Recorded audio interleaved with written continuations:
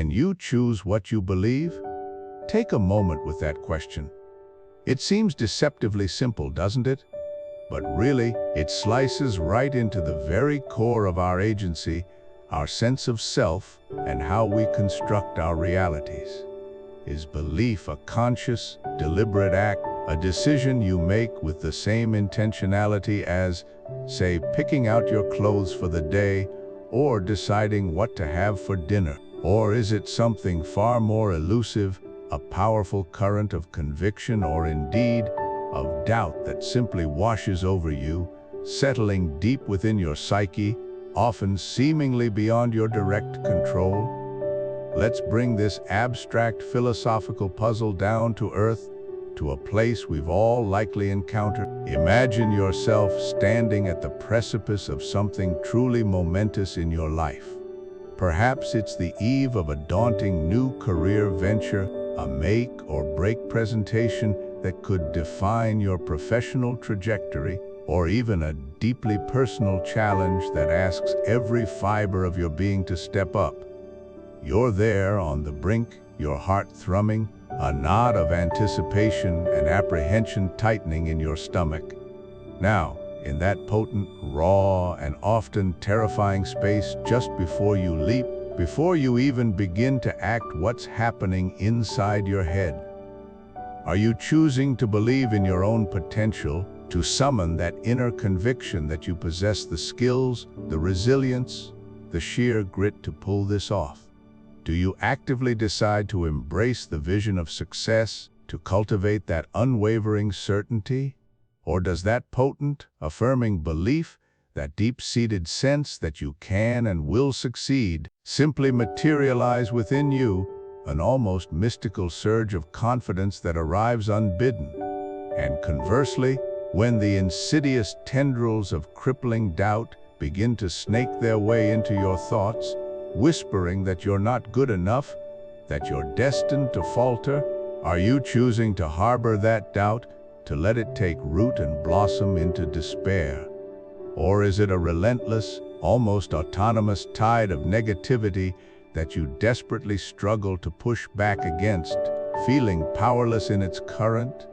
In these moments, it's rarely about cold, hard, undisputed facts. Often, the full evidence isn't yet in, the outcome hangs tantalizingly in the balance.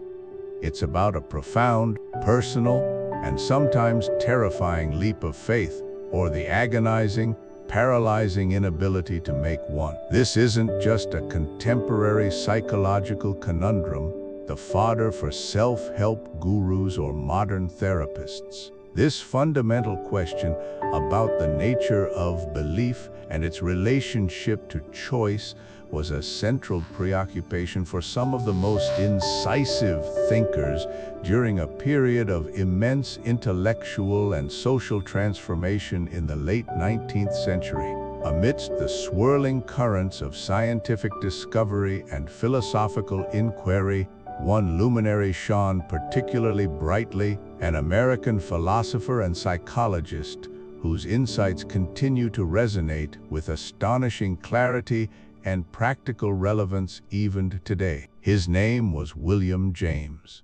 James grappled directly with this profoundly human dilemma, observing the intricate dance between our inner convictions and our outer realities. And in doing so, he offered an answer that was not only powerful but, for its time, truly radical.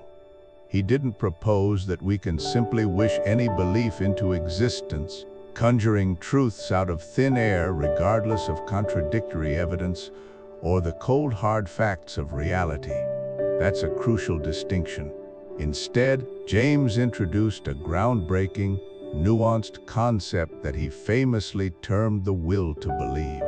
What James posited was this: that in certain, very specific, yet incredibly important situations, particularly those where a decision must be made, where inaction is itself a choice, and where the evidence for competing beliefs is ambiguous or insufficient, our act of believing isn't merely a passive reception of some pre-existing objective truth.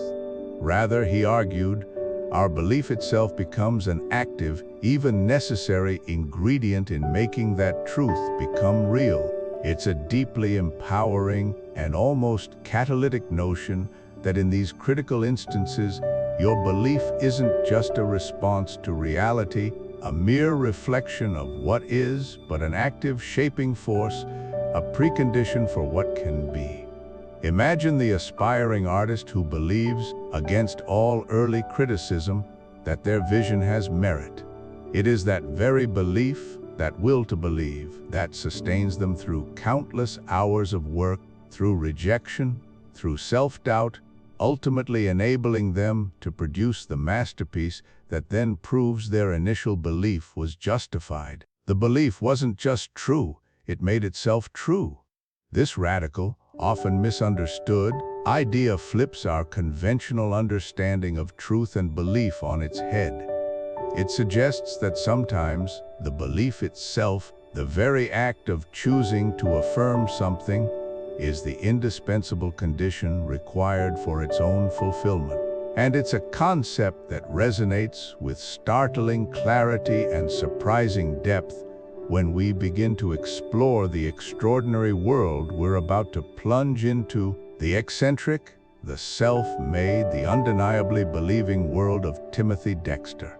Dexter, a peculiar merchant from Newburyport, Massachusetts, who lived decades before James articulated his philosophy, was, in his own unique, often absurd, but undeniably effective way, a living, breathing embodiment of the will to believe. He understood, perhaps instinctively, the astonishing power of manifesting his reality not just through shrewd, unconventional actions, but crucially through an unwavering, sometimes fantastical, self-constructed belief system. He was a man who dared to declare himself Lord and Duke, who published his own unpunctuated autobiography convinced of its literary genius, and who consistently defied expectations through sheer force of self-conviction. We're going to discover how this peculiar character, a true knowing one in his own estimation, demonstrated the profound implications of this very idea, showing us that sometimes, in the absence of external validation, an internal, unshakable belief can, against all odds, carve out its own path to reality. Prepare to have your assumptions about belief, success, and even sanity delightfully challenged as we unravel the paradox of Timothy Dexter. Forget dusty textbooks and intimidating academic jargon. Today, we're stepping into the mind of a truly extraordinary individual whose insights are not only timeless, but incredibly urgent for our modern lives, William James. He wasn't just a philosopher, meticulously crafting abstract systems. He was fundamentally a psychologist, a pioneer who delved into the very fabric of human experience, examining our beliefs, our choices, our struggles, and our triumphs with a remarkable blend of rigorous intellect and profound empathy. James was obsessed with a core question that cuts through all the noise: what actually works? Not in some theoretical detached realm, but in the gritty, glorious, often bewildering reality of being human. He championed pragmatism, a philosophy that says the truth of an idea isn't found in its logical purity, but in its practical consequences, its ability to help us live better, fuller lives. He understood that our beliefs shape our reality, and that actively choosing what to believe, what to commit to, is perhaps the most powerful act of self-creation we possess. James truly humanized the pursuit of meaning, grounding it in our everyday struggles and aspirations, making it accessible and relevant to anyone grappling with the big questions. I remember a period in my own life, not too long ago, feeling adrift in a sea of uncertainty. Perhaps you've been there too. It was a time when the traditional anchors of meaning seemed to have eroded, and the modern world offered a buffet of contradictory advice, and fleeting trends. I grappled with the profound tension between doubt and the yearning for something to believe in, not necessarily a religious faith, but a framework, a sense of purpose that felt solid and true, that wasn't just wishful thinking or cynical resignation. How do you construct a meaningful existence, a life of conviction and direction, when every certainty feels like it can be debunked? When the old maps no longer lead anywhere familiar? I wasn't looking for easy answers, but for a way to navigate the profound ambiguity of being alive, to choose my values, and to act upon them with integrity, even when the path wasn't perfectly clear. This struggle, this very human quest for a working philosophy of life, is what drew me to James, and that's precisely where we find a most peculiar, yet incredibly potent, guide: Timothy Dexter's infamous A Pickle for the Knowing Ones. Now, I know what you might be thinking: a pickle for the what now? And by whom? Dexter was an 18th century American eccentric, a self-proclaimed lord whose book is notorious for its complete lack of punctuation, its baffling spelling, and its wild, often self-aggrandizing pronouncements. On the surface, it appears to be nothing more than a historical curiosity, a bizarre relic. But I promise you, when we look at Dexter's chaotic genius, yes, I said genius, through the revolutionary lens of William James's radical pragmatism, something truly transformative happens. Dexter's Pickle ceases to be just a collection of oddities. Instead, it becomes a peculiar, surprisingly effective toolkit for navigating our own uncertainties and actively creating meaning in our lives. Each essay, each paragraph, each wildly unconventional thought serves as a unique springboard. It invites us to directly engage with Jamesian principles of belief, the power of our own will, and the often overlooked art of constructing our own reality, our own truths, in a world that rarely hands us neat, pre-packaged answers. Dexter, in his own inimitable way, unknowingly offers us a masterclass in subjective conviction, a raw, unfiltered example of a man who simply willed his world into existence, and in doing so, reveals a surprising depth when examined through the right philosophical framework. So, let's be absolutely clear, this isn't going to be a dry, academic lecture about obscure philosophical concepts or a mere historical analysis of a quirky book. Far from it. This video is an urgent invitation, a practical guide designed to empower you. We'll embark on a fascinating journey together, starting by deeply exploring the core, human-centered ideas of William James, ideas that don't just explain the world, but equip us to act in it. We'll understand how his insights provide a crucial framework for interpreting Dexter's baffling, yet brilliant, work, and more importantly, for understanding the challenges and opportunities in our own complex lives. Then, we'll fearlessly wade into the glorious, unpunctuated chaos of Dexter's Pickle, chapter by chapter, paragraph by paragraph. We'll extract not just historical tidbits, but tangible, practical wisdom and surprisingly relevant lessons for navigating the uniquely modern challenges we all face today, from making difficult career choices to forging deeply held personal beliefs, from embracing the inevitable uncertainties of life to proactively cultivating a robust and resilient sense of purpose and identity. By the time we conclude, you won't just have a fresh appreciation for an unconventional thinker or a new perspective on a long-dead philosopher. You will walk away with a clear, actionable plan. You'll have a Jamesian what works philosophy you can immediately apply to your own life, transforming belief from a passive noun into a powerful active verb. You'll gain tools to forge your own path, to create your own meaning, and to thrive in a world that often feels desperate for genuine direction. This is about making philosophy a lived experience, making your life your most profound philosophical statement, with a little help from a psychologist who asked the right questions and an eccentric who dared to live the answers. Welcome to the right to believe when evidence isn't enough.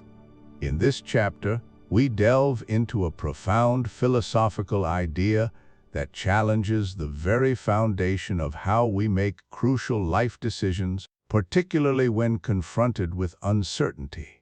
We're going to explore the core thesis of William James's seminal essay, The Will to Believe, an essay that offers a powerful argument for the right of our passional nature, our hopes, fears, and desires to guide us when purely intellectual evidence remains neutral or insufficient.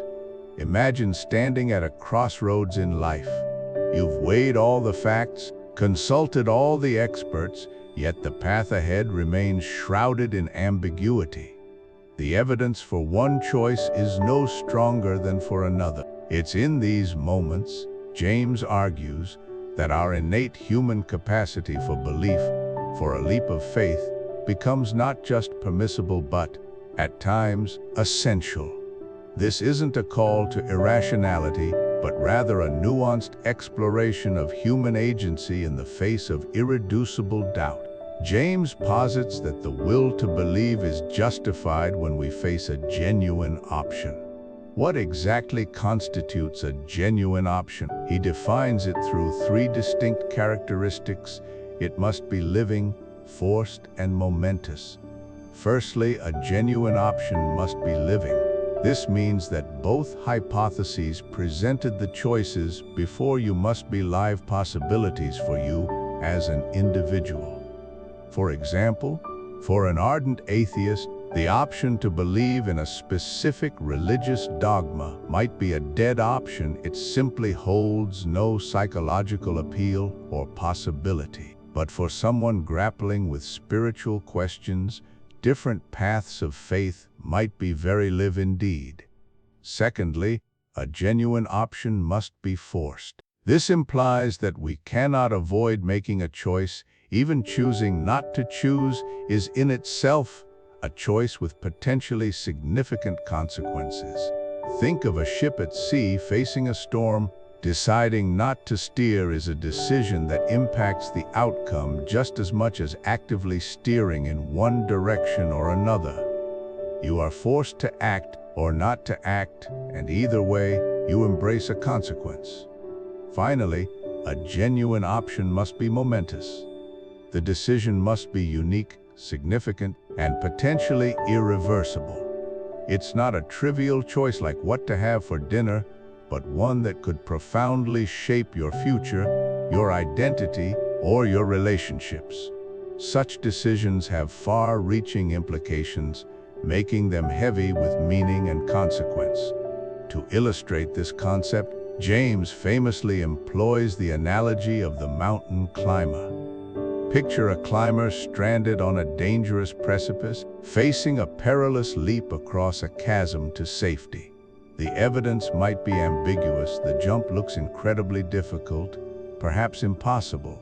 Logically, the chances of success are low. But in this dire situation, if the climber believes they can make the leap, if they muster an unwavering will and faith in their own capability, that very belief can, paradoxically, create the ability. The confidence, the resolve, the determination born of that belief might be the crucial factor that allows them to make the jump successfully. Conversely, if they doubt themselves, if they are consumed by fear and disbelief, they are almost guaranteed to fail, not because the jump was inherently impossible, but because their lack of belief undermined their physical and mental capacity. Here, belief is not merely a reflection of reality, but a force that helps shape reality. It's vital to clarify that James is not advocating for believing in things that have been definitively proven false by evidence. This isn't about blind delusion or or ignoring established facts. His argument applies specifically to situations where the evidence is genuinely neutral, where it cannot yet definitively prove or disprove a hypothesis. It's for those gray areas where reason has reached its limits and we still must act. It's about recognizing that in certain contexts, waiting indefinitely for more evidence isn't an option, and our passional nature then has a right to step in. The implications of this philosophy are vast and resonate deeply in our everyday lives. Consider the act of trusting another person. When you decide to trust a friend, a partner, or a colleague, do you always have irrefutable proof of their absolute trustworthiness? Rarely. More often, we choose to believe in them, to extend our trust, even with a degree of uncertainty. And in doing so, our act of trust can often foster that very trustworthiness, encouraging the other person to live up to our belief. Our initial leap of faith helps create the conditions for the belief to be justified.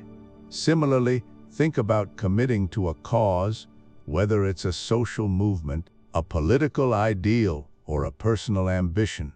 Evidence might not guarantee success. The path to justice, equality, or achieving a lifelong dream is often fraught with obstacles and uncertain outcomes. But the passionate belief in the cause, the commitment to its ideals, despite the lack of certainty, is what fuels action, inspires perseverance, and often, ultimately contributes to bringing about the desired change. The belief in what could be drives the effort to make it so. In these profound decisions about relationships, morality, values, and even faith itself, James argues that our intellectual duty isn't always to remain suspended in perpetual doubt. When faced with a living, forced, and momentous option where evidence alone is insufficient, the freedom to believe, to allow our will to engage, is not just a psychological necessity, but a legitimate epistemological right. It's an acknowledgement of the active role our inner selves play in navigating a world that refuses to always provide clear-cut answers. Welcome back. In our previous discussions, we've explored various perspectives that challenge conventional wisdom, inviting us to look beyond the surface. In that very spirit, we now embark on Chapter 2, a profound journey into what we'll call the cash value of your beliefs. This isn't about mere financial worth, but rather a deeper, more personal currency. For centuries, philosophers have wrestled with the elusive concept of truth. Is it a fixed, unchanging entity, waiting to be discovered like a buried treasure, or is it something more fluid, more connected to our human experience? Among the most influential thinkers to explore this territory was the American philosopher William James. His insights offer a remarkably practical lens through which to examine our convictions, especially those deeply held personal truths that shape our lives. James introduced us to a concept known as pragmatism. At its core, James's pragmatic theory of truth suggests a revolutionary, yet utterly sensible, idea. A belief is true if it has practical, positive, and useful consequences in your life. It's a definition of truth that moves away from abstract, detached ideals and roots itself firmly in the lived experience. For James, truth isn't some static, eternal fact discovered in a vacuum. It's dynamic, alive, and inextricably linked to our ability to navigate life effectively. A belief is true, he argued, if it works. If it helps us predict, control, and adapt to our environment, if it guides us towards better outcomes, then it holds pragmatic truth. It's not about what feels intuitively right in an isolated thought experiment, but about what delivers in the gritty reality of existence. To fully grasp what James meant, he offered a brilliant metaphor: the cash value of a belief. Just as a monetary bill has a specific worth that can be exchanged for goods or services, a belief has a cash value in terms of the practical difference it makes if it's true. It compels us to ask what actual, tangible consequences flow from holding this belief. What practical actions does it inspire? What measurable impact does it have on your decisions, your relationships, your well-being, or your pursuit of goals? If a belief makes no practical difference whatsoever, if it doesn't translate into any observable action or outcome, then for James, its truth is effectively nil. It's an empty concept. Let's apply this to something deeply personal: our beliefs about self-worth. Consider two contrasting internal convictions. On one hand, you might hold the belief, I am fundamentally incapable, unworthy of success, and my efforts are futile. What is the cash value of this belief? Its practical consequences might include procrastination, a reluctance to try new things, self-sabotage, a heightened sense of anxiety, and ultimately, a self-fulfilling prophecy of failure and missed opportunities. The belief, in effect, paralyzes you, locking you into a cycle of negative outcomes. Now, consider an alternative belief: I am capable of learning and growing, I can overcome challenges, and my efforts have the potential to lead to positive results. What's the cash value here? This belief practically manifests as resilience, a willingness to take calculated risks, persistence in the face of setbacks, an openness to learning, and a proactive pursuit of goals. It empowers you to act, to experiment, and to build momentum.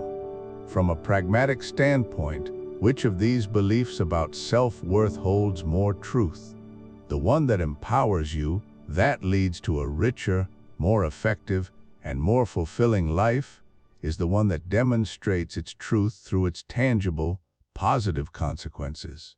It works. It's crucial, however, to distinguish pragmatism from simple wishful thinking. This is not an invitation to believe anything you want to be true, regardless of external reality. Pragmatism is not about deluding yourself. If believing you can fly off a cliff makes you feel momentarily wonderful, but the actual, physical consequence is a catastrophic fall, then that belief, despite its subjective feel-good factor, holds no pragmatic truth. It does not work in the real world.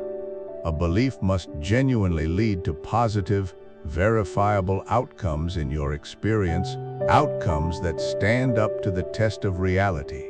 It's about beliefs that are verified by their utility, by their capacity to help us predict, control, and understand our experience, rather than simply offering comfort in isolation. The pragmatic theory of truth challenges us to shift our focus from abstract verification to practical utility. It asks us to consider the function of our beliefs in our lives.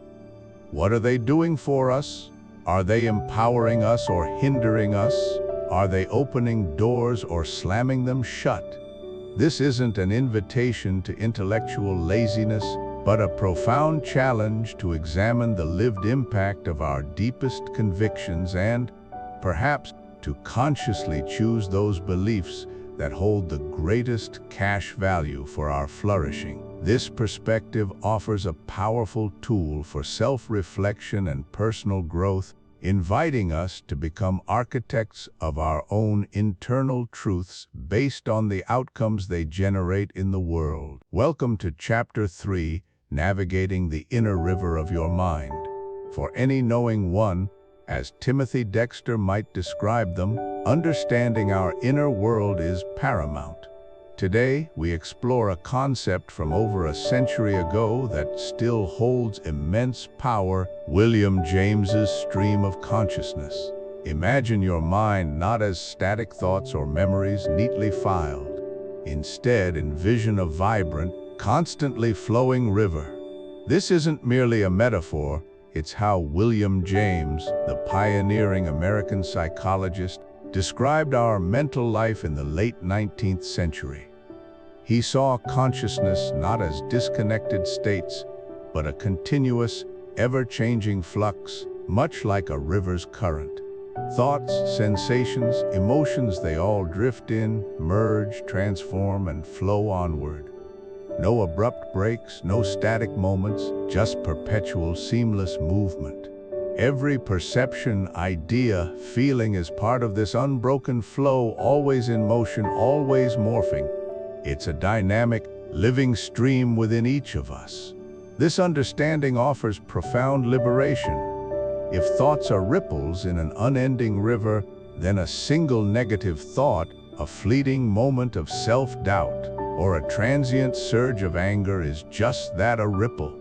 It's not the entire river. It doesn't define the vast essence of who you are. We often let a solitary critical voice or temporary emotional storm convince us of fundamental flaws. But James's insight reminds us such a thought is merely a passing current. It arises, moves, and recedes. You are not the anger, you are the awareness observing it. You are not the worry, you are the observer noticing it. This detachment empowers us to see mental events as temporary visitors, not permanent residents dictating identity. This freedom allows us to step back, breathe, and choose response rather than being swept away. James's 19th century observation resonates powerfully with modern mindfulness practices. Long before meditation apps, James intuitively grasped its essence, observing thoughts and feelings without judgment, recognizing their transient nature, and understanding our separation from them. Mindfulness invites us to sit by the bank of our inner river, noticing each thought and emotion as it flows. We learn not to jump into every current, nor be dragged by turbulent emotions. Instead, we cultivate the skill of observing, acknowledging, and letting go. This isn't about emptying the mind futile, if we accept the stream metaphor, but changing our relationship asterisk to asterisk its content. It's about cultivating inner calm amidst the river's active stretches, recognizing our core being remains untouched by surface agitation. So, the practical tip for navigating this inner river is clear: you can't stop the river, but you can learn to steer your boat. Trying to halt the flow of consciousness is as fruitless as stopping a physical river. But while you can't control every thought or emotion's appearance, you possess the profound ability to choose where you direct your attention. You choose which currents to engage with, which shores to explore, which rapids to navigate. This is a conscious decision. When an unhelpful thought arises, instead of latching on, acknowledge its presence and then gently redirect your focus to something constructive, present, or aligned with your values. It's about actively exercising your agency. Take a moment, feel your breath, anchor yourself, then deliberately choose your mental journey's direction. It's not denial, it's conscious direction. Become the skilled pilot of your consciousness, not a passive passenger. Understanding the stream of consciousness transforms our relationship with ourselves. It liberates us from the tyranny of individual thoughts and fleeting emotions, offering a path to greater inner peace and intentional living. This profound realization, a cornerstone for any knowing one, allows us to embrace our mind's dynamic nature while firmly establishing ourselves as conscious navigators of our inner journeys. Embrace the flow, and remember, you are the captain of your soul. Welcome to Chapter 4. The architecture of your life is built on habit. While our journey through the extraordinary life and curious writings of Timothy Dexter might seem to a picture of an individual operating entirely outside the conventional bounds, there exists a foundational truth applicable to all lives, no matter how eccentric, no matter how seemingly haphazardly constructed. That truth lies in the profound and often underestimated power of habit. In this chapter, we take a momentary step away from Dexter's immediate narrative to explore the timeless wisdom of one of America's most influential thinkers, William James, whose insights on habit formation, penned over a century ago, remain startlingly modern and incredibly practical, serving as the very blueprint for character and self-mastery. James, a towering figure in psychology and philosophy, understood that our lives are not merely a series of isolated choices, but a continuous weaving of actions, each thread contributing to the fabric of who we become. He articulated this with an elegant simplicity that has resonated through generations, proclaiming, "Sow an action, and you reap a habit; sow a habit, and you reap a character; sow a character, and you reap a destiny." This powerful progression reveals the incremental yet inexorable nature of self-creation. Every single decision, every small act, when repeated, begins to etch a groove, shaping not just our immediate behavior, but the very essence of our future selves. It's a profound statement on personal agency, highlighting that destiny isn't some predetermined fate, but rather the cumulative outcome of our daily, often unconscious actions. The architecture of our lives, therefore, isn't grand blueprints laid out once, but countless small bricks laid one upon another, cemented by repetition. James wasn't content with mere philosophical observation. He offered remarkably pragmatic guidance for cultivating beneficial habits and eradicating undesirable ones. His rules, though deceptively simple, are astonishingly potent. The first is to launch any new habit with strong initiative, to throw yourself into it with as much impetus and conviction as possible. Think of it like a rocket launch. A massive initial thrust is required to escape the gravitational pull of old patterns and inertia. The more decisive and dramatic the beginning, the greater the likelihood of overcoming the initial resistance. This isn't about gentle nudges. It's about a clear, unequivocal declaration of intent backed by immediate and significant action. It's the difference between saying I'll try to start exercising and as of tomorrow morning, I am an early riser who runs 5 miles no matter what. That initial surge of willpower, when harnessed, creates momentum that becomes increasingly difficult to halt. Complementing this powerful launch is James's second, equally crucial rule: allow no exceptions. This principle might sound rigid, even draconian, but its psychological underpinning is brilliant. Every single exception, no matter how small or seemingly insignificant, does disproportionate damage. It's not just a missed opportunity to reinforce the new habit, it's an active reinforcement of the old, unwanted behavior. Each lapse weakens the fledgling pathway you're trying to forge and strengthens the well-worn path you're trying to abandon. James understood that the mind, when allowed to make exceptions, quickly learns to rationalize them, creating a slippery slope that undermines the entire enterprise. Consistency isn't just a virtue, it's the very mechanism by which habits are built.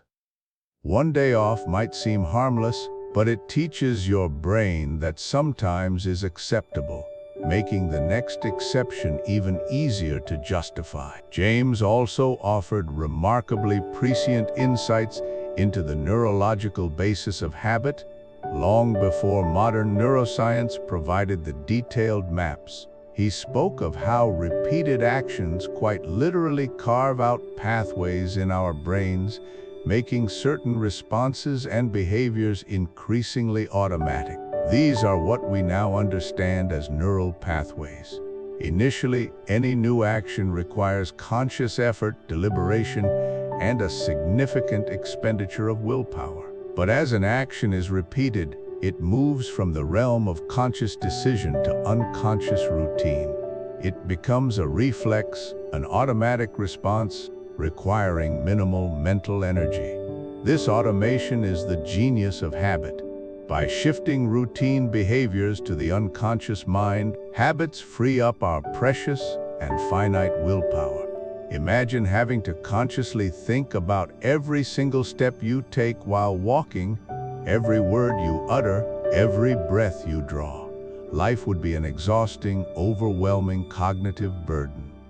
Instead, habits allow us to automate the mundane and the repetitive, reserving our conscious attention, our problem-solving abilities, and our creative energy for truly novel challenges and higher-level pursuits. This means the architecture of a disciplined and productive life is built on a foundation of automated beneficial habits, freeing the mind to innovate and create. The enduring power of James's ideas is evident in their direct correlation with some of today's most popular and effective self-help methodologies. Look no further than modern bestsellers like James Clear's Atomic Habits. Clear's 4 laws of behavior change: make it obvious, make it attractive, make it easy, and make it satisfying are essentially sophisticated, empirically supported elaborations of James's core principles. Clear's emphasis on tiny, incremental changes echoes James's understanding of actions accumulating into character. His focus on environmental design and habit stacking directly addresses James's call for strong initiative and consistency. The very notion that small, atomic habits can lead to remarkable results is a testament to the compounding effect that James observed in the sowing of actions. James was writing decades before MRI scans could show us neural activity, decades before biohacking became a term, yet his intuitive grasp of human psychology and the mechanics of self-mastery remains uncannily accurate and profoundly relevant. So, as we consider the unique journey of any individual, whether a historical figure like Timothy Dexter or our own contemporary lives, it becomes clear that the architecture of destiny is not some grand, immutable design. Instead, it is continuously constructed, brick by brick, by the choices we make and, more importantly, by the habits we cultivate. Understanding James's insights into habit formation isn't merely an academic exercise.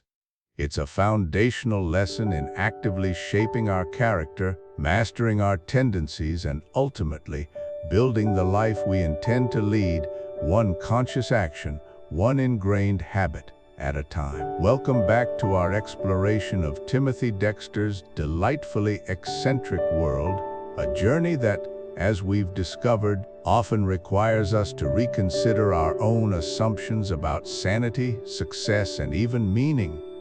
Today, we step away momentarily from Dexter's direct narrative to delve into a profound philosophical insight that helps us understand why his particular brand of knowing can feel so unsettling, yet also, perhaps, why we instinctively crave an order he so gleefully defied. We're going to explore what the brilliant American philosopher William James called the sentiment of rationality. When we think of rationality, our minds often conjure images of sterile laboratories, complex equations, or impassive judges delivering impartial verdicts. It's a realm of cold, hard logic, objective facts, and dispassionate reasoning. But James, with his characteristic psychological depth, argued that this common perception misses a crucial, deeply human dimension. For James, rationality isn't just about the logical coherence of an argument or the empirical verifiability of a claim. It's also, fundamentally, about a feeling. He posited that alongside the intellectual process of reasoning, there's a distinct sentiment, a subjective sense of intellectual peace, fluency, and satisfaction that accompanies truly rational understanding. It's that moment when seemingly disparate pieces of information suddenly click into place, when a complex concept you've been grappling with suddenly clarifies, and a sense of aha washes over you. It's a feeling of mental ease, a relief from friction, a deep sigh of intellectual congruence. This sentiment speaks to a universal human desire, the drive to overcome confusion and find a worldview that makes sense. We are creatures that inherently seek order and coherence. We navigate a world that is often chaotic, unpredictable, and full of ambiguities, a world sometimes as confounding and illogical as Dexter's pronouncements. Faced with this overwhelming input, our minds instinctively strive to organize, categorize, and explain. We want to banish cognitive dissonance, to resolve contradictions, to find narratives that tie everything together. When we encounter something that defies our categories, that presents an inexplicable paradox, or that simply refuses to make logical or intuitive sense, it creates an uncomfortable friction within us. This discomfort is precisely what the sentiment of rationality seeks to resolve. It's not just about intellectual correctness, it's about the profound psychological comfort and relief that comes from understanding, from having things make sense, not just on paper, but in the deepest parts of our minds. We crave that feeling of intellectual fluency, that smooth flow of thought unimpeded by nagging doubts or unresolved questions. This feeling of rightness isn't confined to abstract philosophical debates or scientific inquiry. It permeates our everyday lives and influences our most significant decisions. Think about choosing a career path. You might analyze market trends, salary potential, and skill sets, but often the ultimate decision hinges on something less tangible. This just feels right. It's a career that aligns with your values, ignites your passion, and provides a sense of purpose and flow. It's where you feel you truly belong, where your talents naturally fit. The same applies to finding a life partner. While logical compatibility, shared interests, complementary personalities is certainly important, the enduring connection often comes down to that profound sense of this is home. It's an effortless understanding, a shared rhythm, a feeling of deep resonance that transcends mere checklists. You feel understood, supported, and at peace. Or consider adopting a particular philosophy or belief system. People aren't drawn to worldviews solely because they present an unassailable logical fortress. More often, it's because that philosophy offers a framework that resonates deeply, providing meaning, solace, and a coherent way to interpret the complexities of existence. It just fits intellectually, emotionally, and spiritually. It brings that elusive sentiment of intellectual peace. In essence, James validates what many of us instinctively recognize but are often taught to mistrust: is intuition. This feeling of rightness is intuition in action. It's not some mystical, irrational force, but rather a powerful, rapid synthesis of vast amounts of subconscious data, past experiences, learned patterns, and subtle cues that our conscious minds haven't yet fully processed. Our intuition acts as a sophisticated internal compass, manifesting its findings as a gut feeling, a nudge, or that undeniable sense of something clicking. It's a crucial part of our decision-making toolkit, complementing rigorous logic rather than replacing it. When Dexter's writing confounds us, our sentiment of rationality immediately flags it as incongruous, illogical, even hilariously absurd, not just because it lacks standard punctuation, but because it fundamentally defies our ingrained mental models of how language and reality should operate to make sense. Our intuition tells us that while there might be a cleverness there, it's a cleverness that dances on the edge of utter nonsense, creating a dissonance that our minds strive to resolve, often with a bewildered chuckle. So, William James reminds us that our search for truth is never purely intellectual. It's also a deeply personal, psychological journey for intellectual peace and fluency. True understanding isn't just about accumulating facts, it's about finding a coherence that resonates on a deeper level, bringing with it that profound and satisfying sentiment of rationality. In a world as bewildering as Timothy Dexter's, perhaps trusting that internal compass, that feeling of things either clicking or refusing to click, is one of our most reliable guides to navigating the absurd and finding our own sense of knowing. Welcome back to our exploration, where we peel back another layer of the extraordinary ideas nestled within a pickle for the knowing ones. In this chapter, we delve into one of the most liberating and perhaps challenging concepts presented, that we are not merely recipients of a pre-written moral code, but active company, creators of morality itself. This isn't just an abstract philosophical notion, it's a profound shift in how we understand our place in the universe and the power of our individual choices. Think for a moment about how we often perceive morality. It's typically viewed as a set of immutable laws, perhaps handed down from on high, or etched into the very fabric of existence, waiting to be discovered and obeyed. But what if that perspective is incomplete? What if the moral universe, much like the physical one, isn't a finished article, but is still very much in the making? William James, whose thought permeates so much of Dexter's work, invites us to embrace this radical idea. He posits that the world isn't a static stage upon which we merely act out predetermined roles. It is, instead, a dynamic unfolding drama where our participation directly shapes the very moral landscape around us. This means there isn't a final, authoritative moral textbook to consult for every dilemma, or a divine blueprint for all ethical conduct.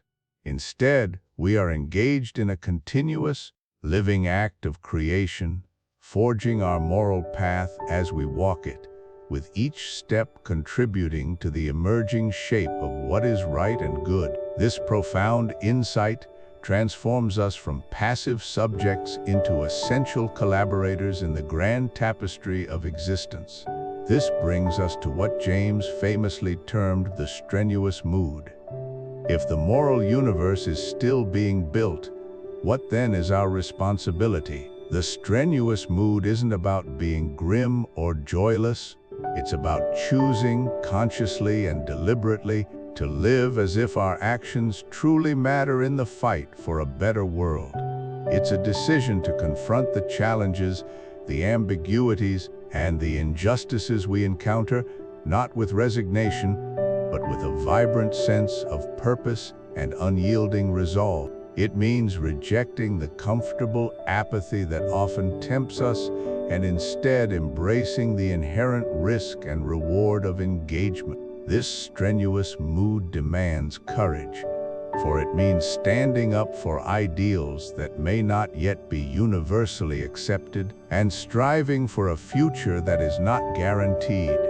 When we embody this mood, we are not just observers of the world's moral evolution, we become its active architects, believing that our efforts, however small they may seem, genuinely contribute to tilting the scales towards what is good, just, and compassionate.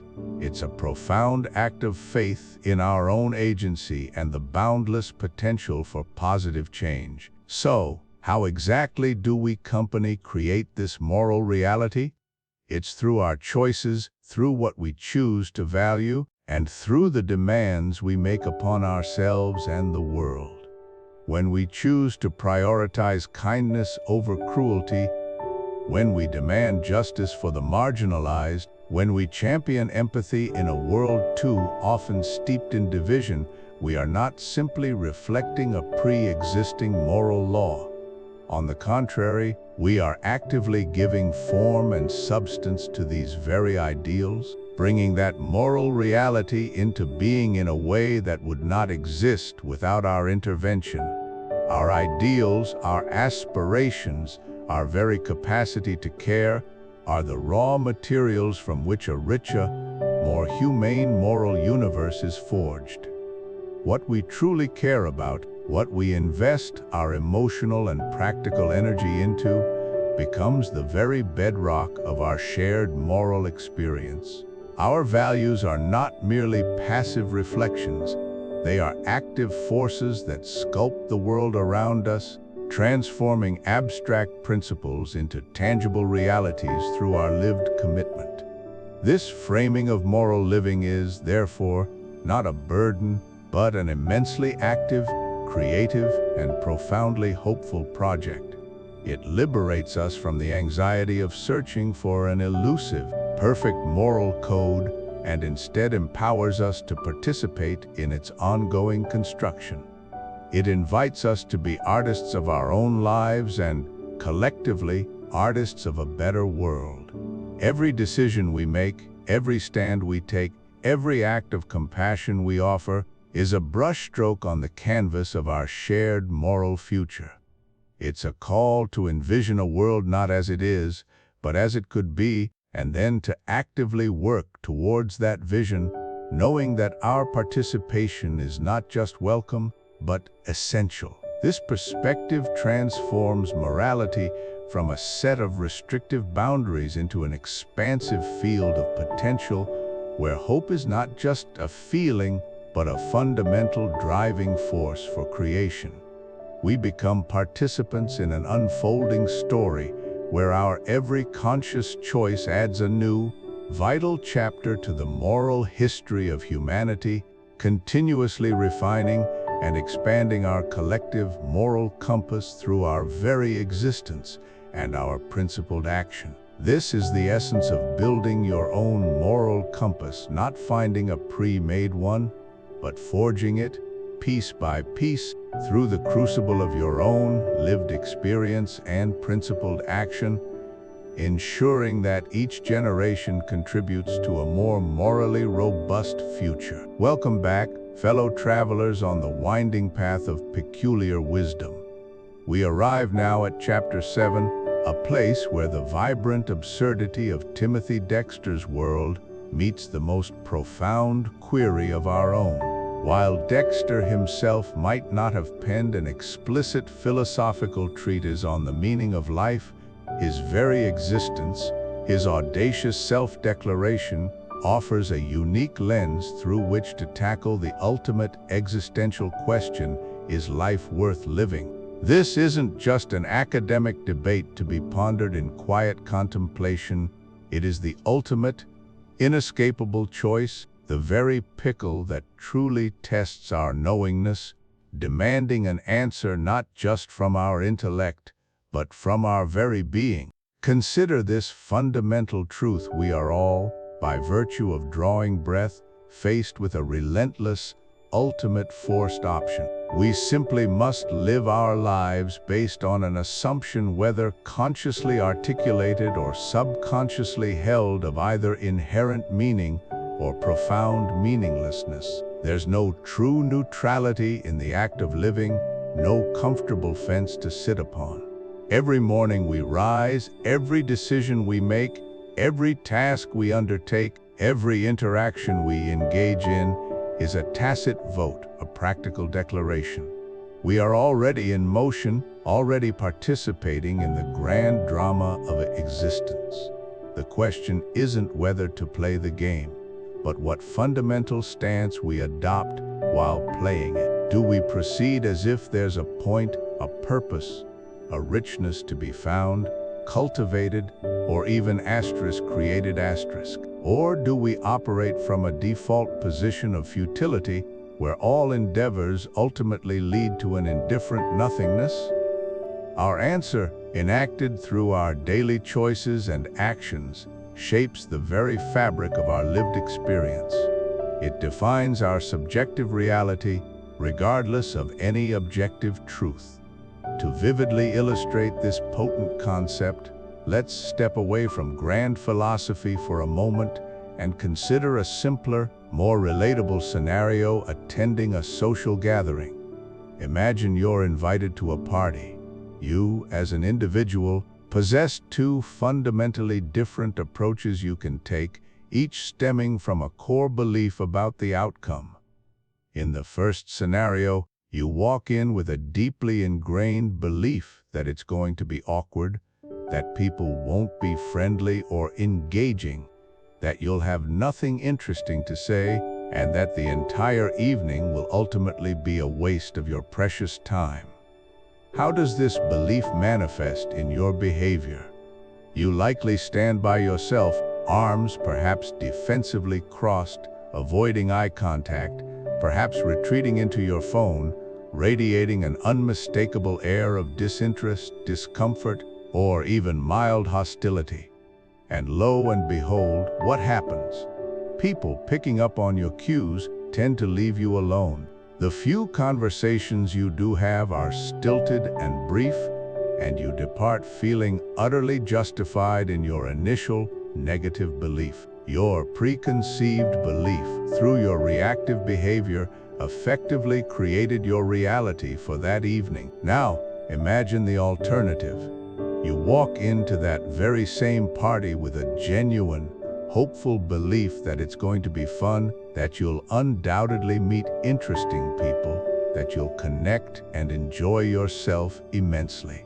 How does this empowering belief translate into your behavior? You smile openly, you proactively introduce yourself, you ask curious, open-ended questions, you offer a sincere compliment, you share a laugh, you lean into conversations with genuine interest. And what transpires?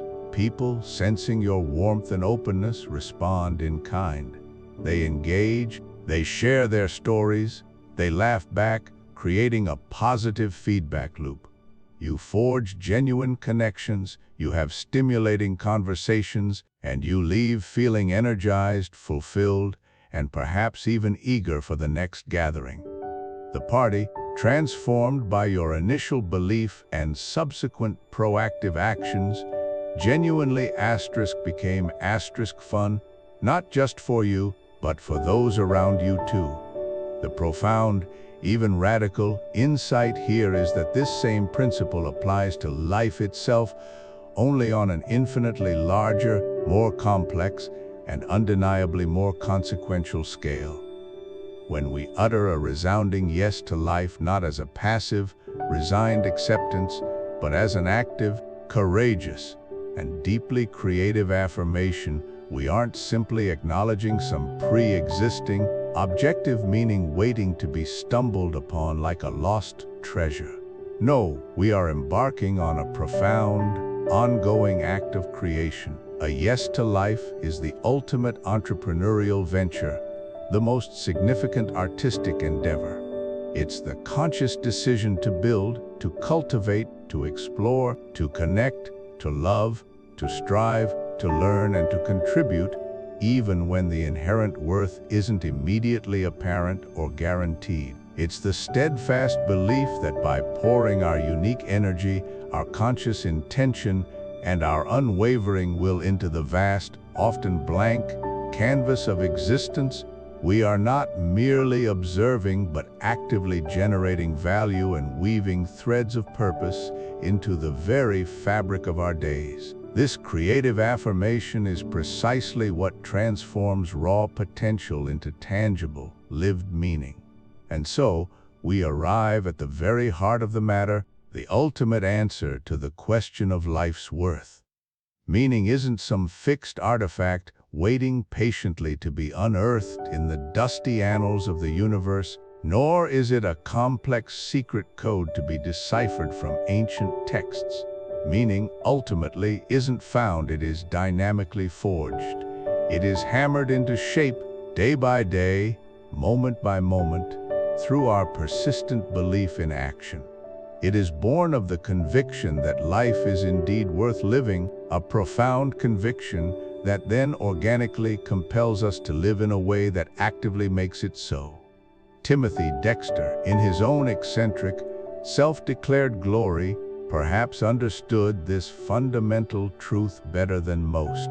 He didn't wait for the world or any established authority to crown him Lord of Newburyport or to acknowledge his various, often self-bestowed, titles. He simply declared them, he embodied them. He acted as if they were irrevocably true, and in doing so, he forged a unique, undeniable, and strangely compelling reality for himself. His pickle for the knowing ones isn't just a delightful collection of grammatical errors and quirky proclamations. It's a living testament to the sheer, audacious power of subjective affirmation to irrevocably shape what we perceive as objective reality. Our ultimate choice, therefore, is not to passively discover if life is inherently meaningful, but to decide, with every beat of our heart, to live as if it is, and in that committed, active living, to bring its meaning into vibrant, undeniable being. In our journey through the unconventional world of Timothy Dexter, we've seen a man who lived entirely on his own terms, forging a reality that defied every conventional expectation. But beneath the surface of his amusing eccentricities and self-proclaimed titles lies a profound, albeit peculiar, lesson about belief, faith, and the very nature of meaning itself. And for this, to truly understand the depth of Dexter's unique spiritual landscape, we turn to the insightful work of the eminent American philosopher and psychologist, William James, particularly his seminal exploration into the varieties of religious experience. James, much like Dexter in his own audacious way, challenged the rigid doctrines and institutionalized forms of belief that often dominated his era. However, his method wasn't one of outlandish pronouncements, but of deep, empathetic psychological inquiry. Crucially, James was not interested in evaluating the truth or objective falsity of specific dogmas or established religious tenets. He wasn't a theologian dissecting scripture, nor was he attempting to establish a universal, prescriptive creed for all humanity. Instead, his intellectual curiosity was squarely focused on the effects of belief on individuals, the profound psychological impact it wielded, the tangible lived experience it created, and the practical consequences that faith, in its myriad and often surprising forms, wrought in people's lives. He meticulously observed how conviction shaped consciousness, how it provided solace, instilled purpose, offered resilience, and gave direction, irrespective of whether the object of that conviction could be objectively proven or universally accepted. For James, the personal, subjective journey was the primary data point, an intimate arena where meaning was forged, sustained, and expressed in countless individual ways. One of James's most compelling distinctions was between what he termed the healthy-minded and the sick soul, offering two distinct yet equally valid pathways to finding meaning and spiritual peace. The healthy-minded are those individuals who possess an innate optimism, a natural propensity to see the good in the world, to overcome adversity with an inherent resilience, and to find joy and affirmation in existence despite its inevitable imperfections. Their faith, whatever its specific form or origin, often reinforces this positive outlook, leading them to a buoyant acceptance of life's inherent goodness. They tend to minimize or even transcend the presence of evil, or see it as a necessary contrast that ultimately highlights the pervasive good. For them, meaning blossoms in an affirmative, often uncomplicated embrace of life's beauty and an underlying sense of divine order. In stark contrast stands the sick soul. These are individuals profoundly, sometimes painfully, aware of the suffering, the evil, and the inherent brokenness of the world. They cannot simply overlook pain or injustice.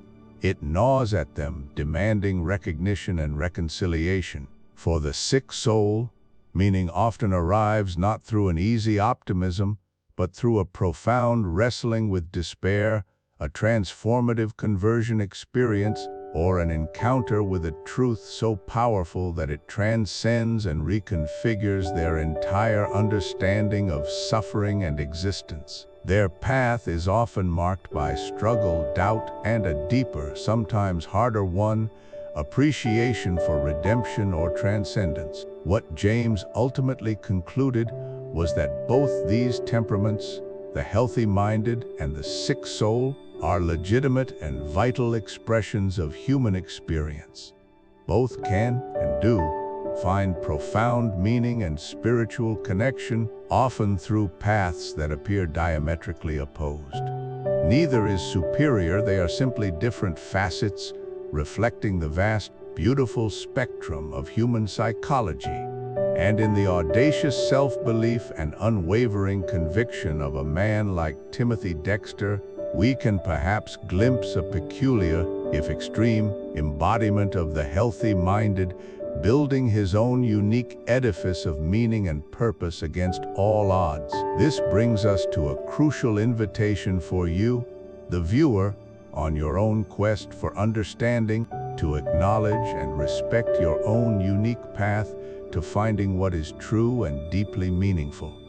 In a world that often demands conformity, that readily offers one-size-fits-all doctrines and pre-packaged answers, it is easy to feel adrift or inadequate if your personal quest doesn't neatly align with prescribed norms. But James's profound work, and indeed Dexter's singular life, serve as potent reminders that the journey of belief, faith, and meaning is an intensely personal and interior one. It is not fundamentally about adhering to someone else's dogma or fitting into a preconceived box, but about courageously discovering what genuinely resonates within you, what brings coherence, purpose, and integrity to your own lived experience. There is no singular blueprint for enlightenment or fulfillment that universally applies. Your questions, your doubts, your profound insights, these are all valid and essential signposts on your own distinctive spiritual and philosophical journey. Embrace the profound freedom to explore, to question, to seek, and ultimately, to construct a framework of meaning that authentically serves you and your deepest self. Ultimately, James offered a powerful and enduring criterion for assessing the true value of any belief system, a principle that cuts through superficial judgments and dogmatic debates. The fruit of a belief is far more important than its root. This pragmatic test asks not about the historical origins of a faith, its precise theological complexities, or its social acceptability within a particular community, but rather what does this belief produce in a person's life? Does it foster genuine kindness, active compassion, and consistent ethical action towards others? Does it imbue them with unwavering resilience in the face of adversity and a profound sense of hope in moments of despair? Does it lead to a clearer sense of purpose, inner peace, or a richer, more meaningful connection to the world and its inhabitants?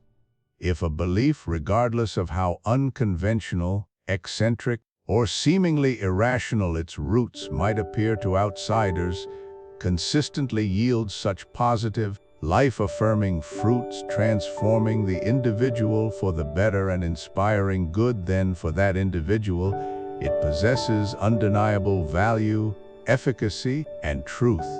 Timothy Dexter's pickle might have been a root unlike any other, baffling and amusing to many, but if it gave him a vibrant sense of self, a singular trajectory, and an undeniable, enduring joy in his unique existence, then by James's measure, its fruit was profoundly sweet and deeply meaningful. The profound lesson here is that our search for meaning is not a mere test of intellectual adherence to dogma, but a deeply personal, experiential endeavor, best judged not by its conformity, but by the positive transformation it brings to our lives and the lives of those we touch.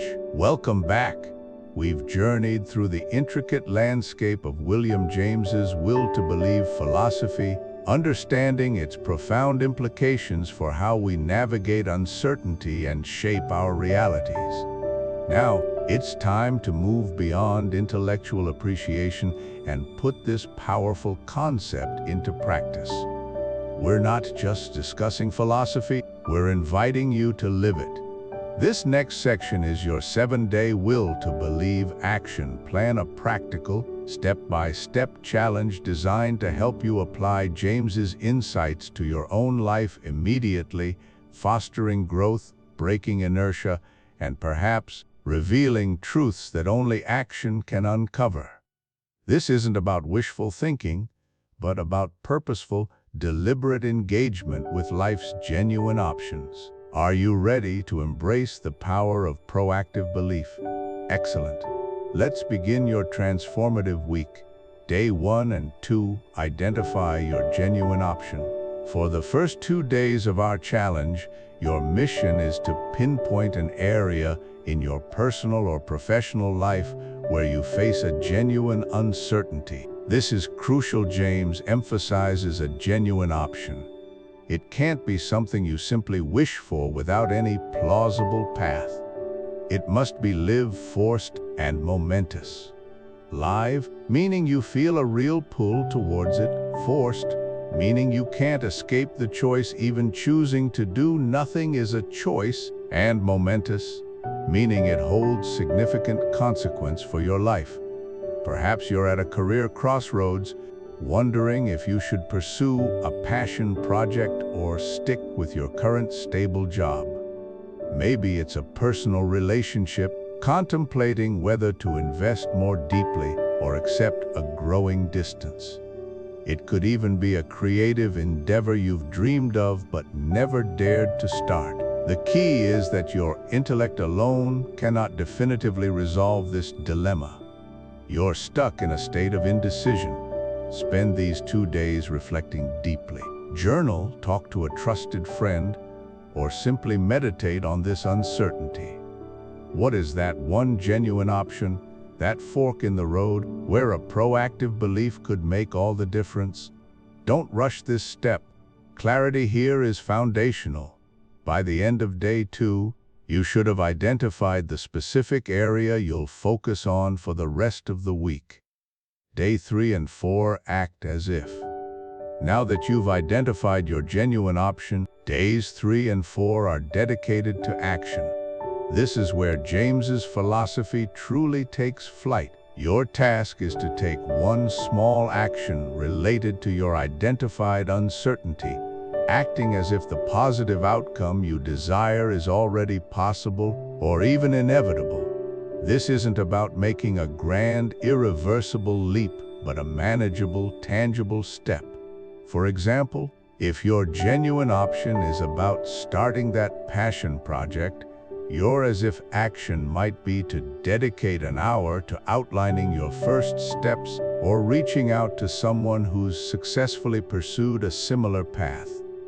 If it's about a relationship, perhaps it's initiating a specific, heartfelt conversation you've been deferring or planning a meaningful shared activity. If it's a career shift, it might be updating your resume with skills you believe you'll gain or researching a specific company you aspire to work for. The power lies in embodying the belief. When you act as if, you're not just moving your body, you're shifting your mindset. You're telling your subconscious that this possibility is real, worthy of effort, and within your grasp. It bypasses the intellectual paralysis and activates a different kind of knowing, a knowing through doing. Remember, it doesn't have to be perfect, just present. Take that small step forward with conviction. Day 5 and 6, observe the cash value. With your action taken, days 5 and 6 are for observation. James loved the concept of cash value, the practical, tangible consequences of our ideas and beliefs. Your task here is to pay close attention to the real-world impact of your as-if action. How did that small step affect your feelings, your perspective, and the unfolding situation? Did taking that action spark a new sense of energy or clarity? Did it open up an unexpected conversation or opportunity? Did it reduce your anxiety or even confirm some of your initial doubts, thereby offering a different kind of clarity? Perhaps you started outlining your passion project and realized how much joy it brought you, or conversely, realized it wasn't quite the path you expected, but now you have concrete information instead of theoretical worry. Maybe that conversation in your relationship yielded a breakthrough or a deeper understanding. The point isn't necessarily that your desired outcome has materialized fully, but that the act of believing and doing has changed something. It has shifted the landscape. Document these observations. Notice the subtle shifts in your internal state and the external environment. This isn't about judging the outcome as good or bad, but about gathering data on the practical efficacy of your proactive belief. What was the real, felt value of your belief in action? Day 7, reflect and integrate. On the final day of our challenge, Day 7, it's time to pause, reflect, and integrate your week's experience. Find a quiet space and journal about your journey. Ask yourself, does acting on a belief change the reality of the situation? How has this small experiment with the will to believe principle impacted your understanding of your genuine option? Consider the before and after. Before your action, you had an uncertainty, an intellectual stalemate. After your action and subsequent observation, what has changed? Did the reality of your situation shift?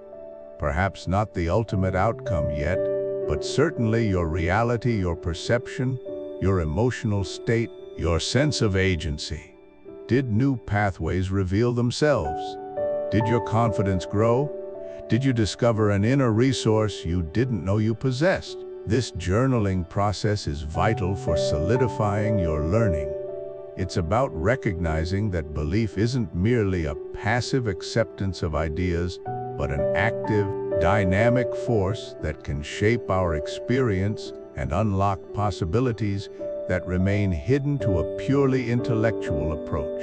Reflect on the courage it took to act, the insights gained from observing, and how this process has broadened your understanding of what's possible when you lean into a genuine option with belief and intention. This 7-day challenge is more than an exercise.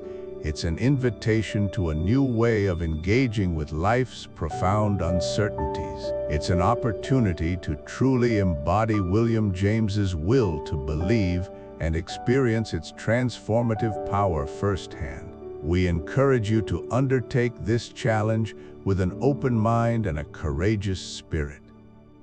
The answers you seek may not always come as you expect, but they will come, often on the heels of a belief bravely acted upon. Thank you for embarking on this journey with us. All right, we've journeyed through the remarkable world of Timothy Dexter and his peculiar, yet profoundly practical philosophy. Now, let's distill it all into a readily actionable philosophical toolkit: 3 core principles designed for maximum retention, ready for you to carry forward and apply to your own life. Think of these as your personal Dexterian cheat sheet for navigating existence with uncommon confidence and audacious self-reliance. First up, and perhaps the most liberating takeaway: you have the right to believe.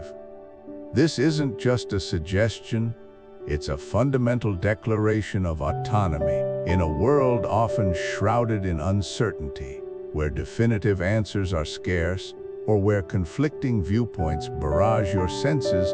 Your personal will isn't just valid, it emerges as your most powerful and reliable guide. Dexter's life exemplifies this. He didn't wait for external validation or universally accepted truths. Instead, he forged his own path, often against conventional wisdom, by simply deciding what he would believe. When faced with ambiguity, when objective truth seems elusive, remember this: your conviction, your chosen perspective, your internal compass is not just legitimate, it's an essential tool for forward motion. You don't need a committee to approve your worldview.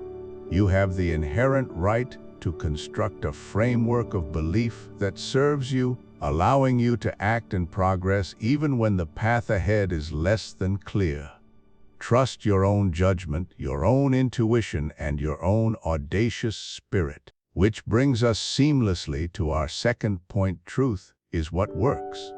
This is the pragmatic heartbeat of Dexter's philosophy, moving beyond abstract theoretical debates into the realm of tangible results. How do you judge the efficacy of your beliefs, given that you have the right to hold them? By their practical, positive impact on your life and, by extension, on the world around you.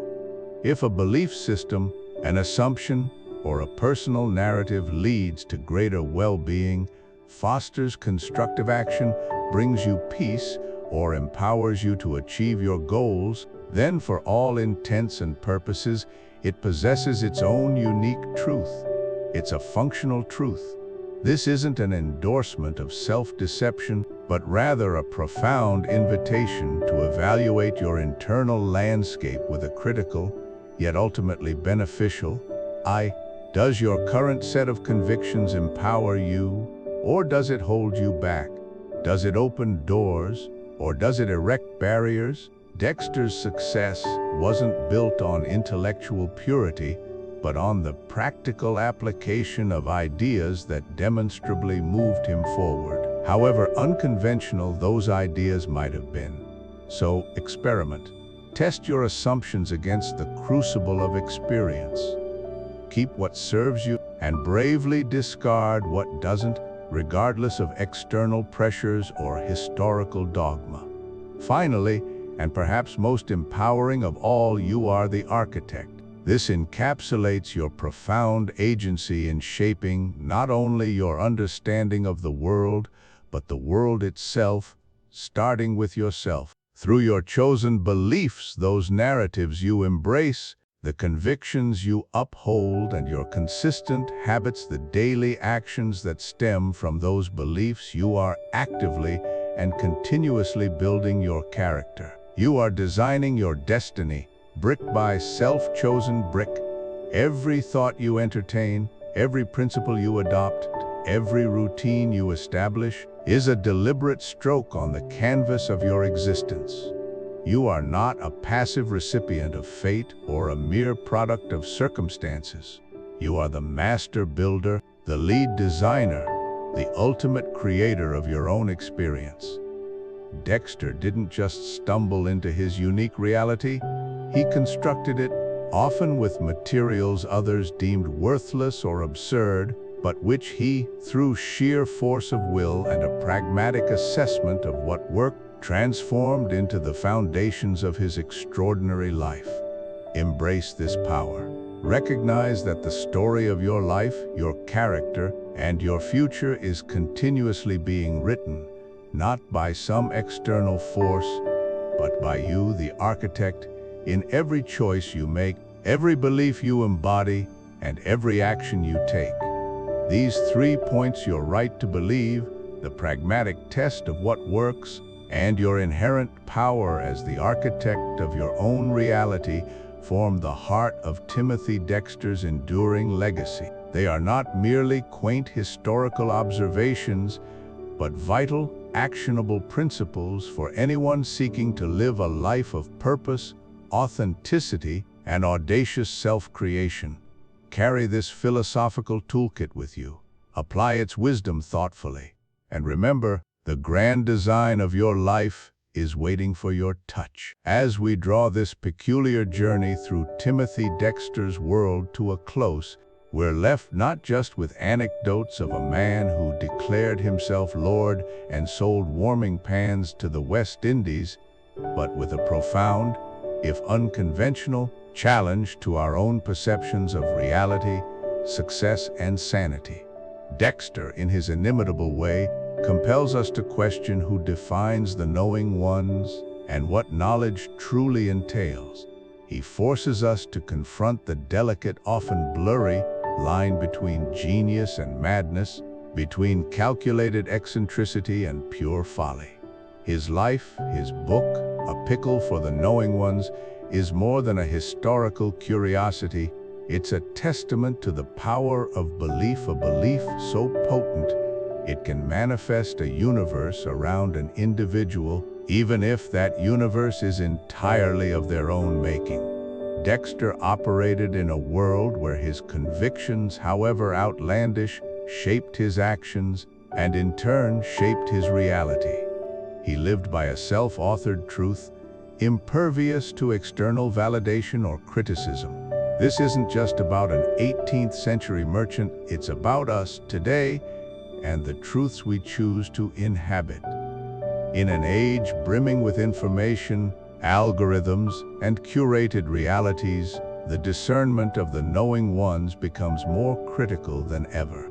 It's about consciously choosing what narratives to internalize, what perspectives to adopt, and what personal truths to forge. Dexter reminds us that our internal compass, however peculiar it might appear to others, is ultimately our most powerful guide.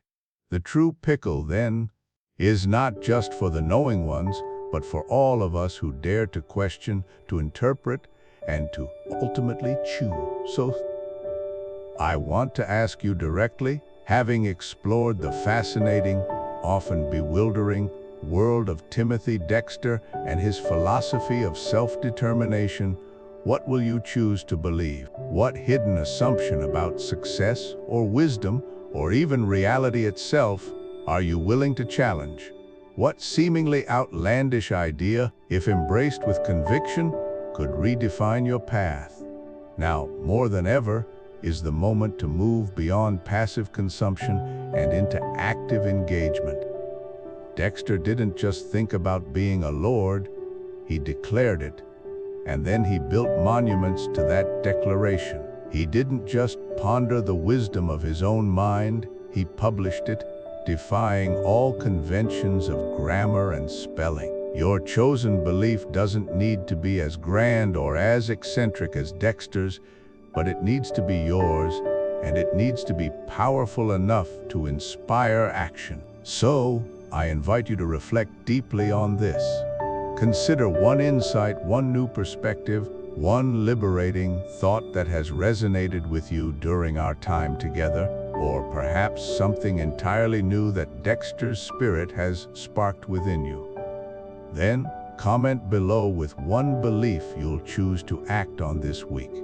What small, intentional step will you take to manifest that belief in your own life?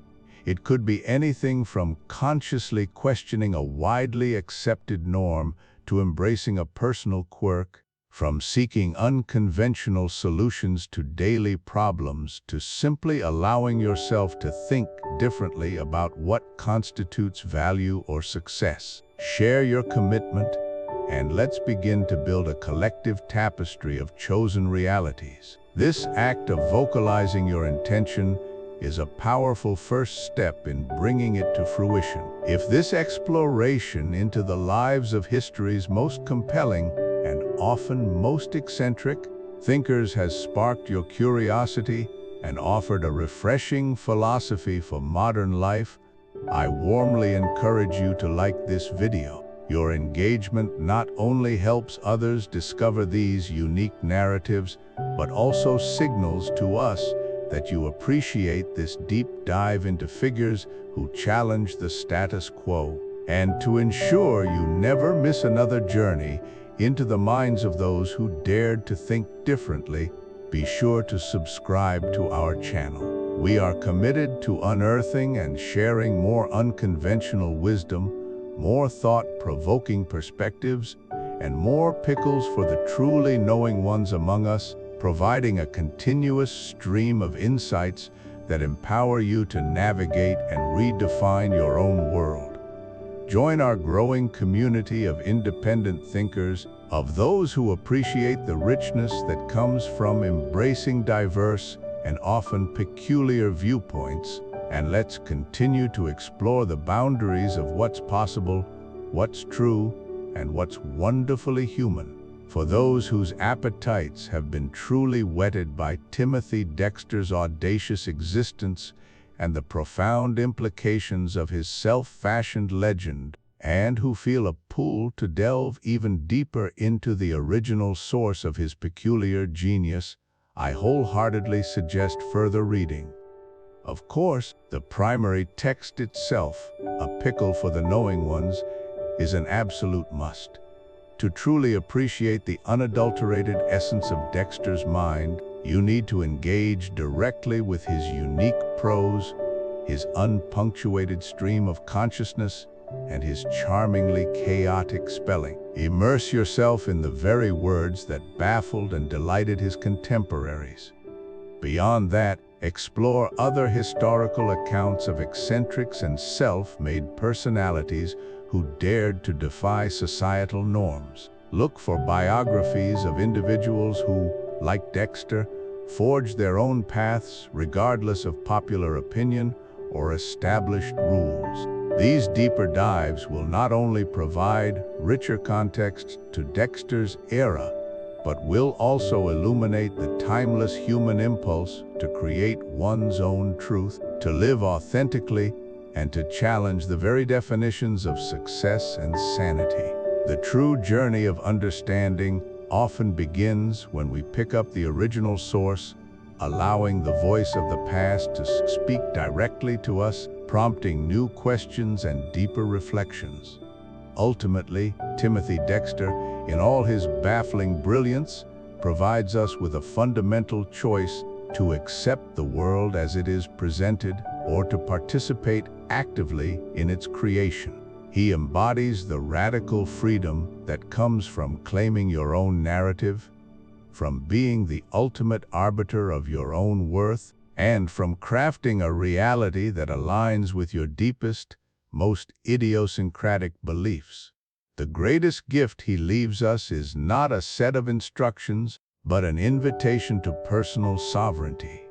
So with the spirit of the Lord Timothy Dexter, a spirit of audacious self-belief, of unshakable conviction, and of a delightful disregard for convention echoing in your mind, I leave you with this final, empowering thought: go out and create the truth you want to live in.